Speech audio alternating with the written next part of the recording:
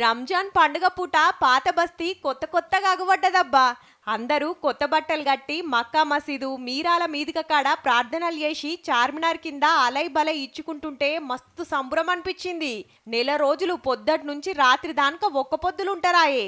మసీదులా పెద్దలు ఖురాన్ చదువుతుంటే ఇంట్రెస్టింగ్ ఇన్నారు. పేదలకు దాన ధర్మాలు చేస్తూ నడిచింది. సిటీ పెద్ద పోలీస్ సివి ఆనంద్ సారు బుడ్డ పొరలకు చాక్లెట్లు వంచి శుభాకాంక్షలు చెప్పిండ్రు. తెలంగాణ అంతటా మంత్రులు ఎమ్మెల్యేలు మసీదులు దర్గాల కాడికి పోయి ప్రార్థనలు చేసి అలై బలై తీసుకున్నారు. బీఆర్ఎస్ రామన్న అలీసాబ్ ఇంటికి పోయిండు పండుగ పూట. పతేడు కేసీఆర్ సార్ వస్తుండే. మనకన్నే కాదు దేశమంతా రంజాన్ పండుగ జోరుగా నడిచింది. ఢిల్లీ జామా మసీద్కి అయితే శీతం మంది వచ్చిండ్రు. అల్లాను గొలుసుకొని అలై బలై ఇచ్చుకున్నారు. అయితే సెంటరోలు తెచ్చిన వక్ బిల్లు వద్దనుకుంటా నిరసనలు కూడా చేసిండ్రు కొందరు. ముస్లింలందరికీ రంజాన్ ముబారక్.